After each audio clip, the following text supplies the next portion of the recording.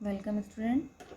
आज हम देखेंगे कि हम डायरेक्ट मॉलिक्यूलर फार्मूला को कैसे कैलकुलेट कर सकते हैं विदाउट कैलकुलेटिंग एम्पिरिकल फार्मूला। तो यदि हमें मूलानुपाती सूत्र नहीं चाहिए निकालना है और हम सीधे मॉलिक्यूलर फार्मूला मतलब अणुसूत्र को निकालना चाहते हैं, तो उसके लिए केवल हमें एक सूत्र याद करना है कि number of atoms of a element in a compound, किसी भी कंपाउंड में एक एलिमेंट के कितने नंबर ऑफ एटम्स हैं, 2 हैं, 4 हैं, 6 हैं, उसके लिए हमें केवल परसेंट ऑफ एलिमेंट और मॉलिक्यूलर मास पता होना चाहिए। मॉलिक्यूलर मास नहीं दिया गया है तो 2 इंटू वेपर डेंसिटी कर सकते हैं, ये सभी को पता है। मॉलिक्यूलर मास निकालने के लिए यदि हमें मॉलिक्यूलर मास नहीं मालूम है तो मॉलिक्यूलर मास कैसे कैलकुलेट करते हैं, तो molecular mass is equal to 2 into vapour density दी जाती है उस स्थिति में।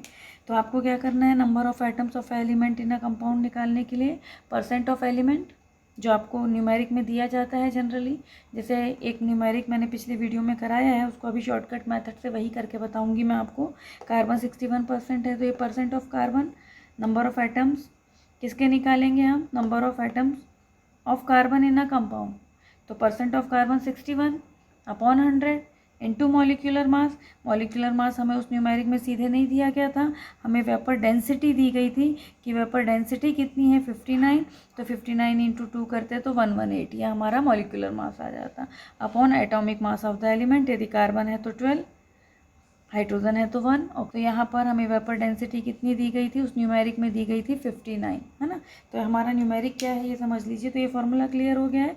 Number of atoms of element in a compound, तो percent of element upon 100 into molecular mass upon atomic mass of the element, जिस एलिमेंट को हमने यहाँ लिया है, जिसके हम एटम्स कैलकुलेट करने जा रहे हैं। अब मान लीजिए आपको दिया गया है कि एक ऑर्गेनिक कंपाउंड में कार्बन 61%, हाइड्रोजन 11.88%, ऑक्सीजन 27.12% है, उसकी वेपर डेंसिटी कितनी है 59 है, उसका मॉलिक्यूलर फार्मूला बताइए विदाउट कैलकुलेटिंग एम्पिरिकल फार्मूला। तो इसको हम कैसे करेंगे, तो नंबर ऑफ कार्बन एटम्स निकालने हैं हमें। नंबर ऑफ कार्बन एटम्स के लिए क्या हो जाएगा फॉर्मूला, परसेंट ऑफ एलिमेंट कितना 61 अपॉन 100 इनटू मॉलिक्यूलर मास, तो मॉलिक्यूलर मास 2 इंटू वेपर डेंसिटी किया 118 अपॉन क्या आ जाएगा, atomic mass of the element. तो कार्बन का एटॉमिक मास कितना होता है 12, तो हमने ये रख दिया 12। जब आप इन सबको डिवाइड करेंगे तो डिवाइड करने पर ये लगभग आएगा आपका 59.0 समथिंग, तो 59 है तो इक्वल टू ये कितना हो जाएगा 6, जो हमारे उस आंसर में भी आया था। इसी तरह मान लीजिए मुझे निकालना है नंबर ऑफ हाइड्रोजन एटम, तो हाइड्रोजन एटम के लिए परसेंट ऑफ हाइड्रोजन कितने हो गए 11.88 upon 100 into 118 upon 1 equal to, तो जब आप इसे पूरा कैलकुलेट करेंगे तो लगभग ये आएगा 14.0 समथिंग, है ना। तो जितना भी 0203 जो भी आएगा, तो इसे हम कितना मान लेंगे, राउंड ऑफ करेंगे तो 14।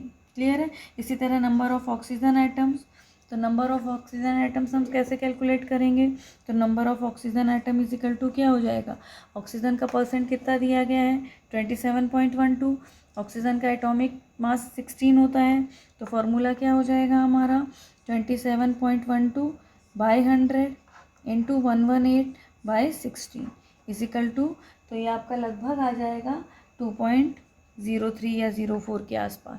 तो इसे राउंड ऑफ करेंगे तो 2, मतलब इसके मॉलिक्यूलर फार्मूला क्या आ गया इसमें कि carbon, molecular formula of the compound यदि हम लिखें तो मॉलिक्यूलर फार्मूला आ गया, molecular formula of the compound is equal to क्या आ गया, कार्बन कितने एटम 6 एटम, हाइड्रोजन के कितने एटम 14 एटम, ऑक्सीजन के कितने एटम 2 एटम, ये उसका मॉलिक्यूलर फार्मूला हो गया without calculating the empirical formula.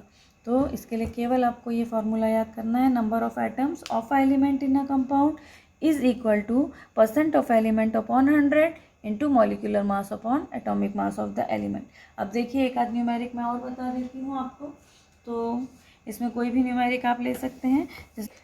Compound है जिसमें कार्बन है 50%, ऑक्सीजन है 50%, परसेंट ऑफ कार्बन 50 है, परसेंट ऑफ ऑक्सीजन भी 50 है, और इसका जो मॉलिक्यूलर मास हमें दिया गया है, मॉलिक्यूलर मास आपको क्वेश्चन में दे दिया गया है, मॉलिक्यूलर मास कितना दिया है 290, तो इसका मॉलिक्यूलर फार्मूला क्या होगा, तो सीधे से हमें क्या करना है, नंबर ऑफ कार्बन आइटम क्या हो जाएंगे 50/100 into molecular mass upon 12, number of oxygen atom है ना कितना हो जाएगा 50/100 इंटू 290/16, क्योंकि ऑक्सीजन का एटॉमिक वेट कितना होता है 16। तो ये रख देंगे आप। इन दोनों को जब आप कैलकुलेट करेंगे तो आपको क्या मिल जाएगा, उनका एक्चुअल नंबर कि वो कितना आ रहा है। तो 50 को काटेंगे तो ये कितना आ जाएगा 2 आ जाएगा, 2 1 ज़ा 2, 2 4 ज़ा 2 5 ज़ा 145 डिवाइडेड बाय कितना हो जाएगा 12, तो आपका आंसर आ जाएगा 12.08। 12.08 को हम राउंड ऑफ करेंगे तो इक्वल टू 12 आया है ना, और ये भी अपना आ गया 2, ये काटा 145, 145 को कितने से डिवाइड करेंगे 16 से, तो ये हमारा आंसर आ जाएगा 9.06। 9.06 को भी इक्वल टू कितना मानेंगे 9। तो हमारा जो फार्मूला हुआ उसमें मॉलिक्यूलर फार्मूले में मॉलिक्यूलर फार्मूला क्या आएगा C12H9। ये हमारा उस कंपाउंड का मॉलिक्यूलर फार्मूला हो जाएगा विदाउट कैलकुलेटिंग एम्पेरिकल फार्मूला।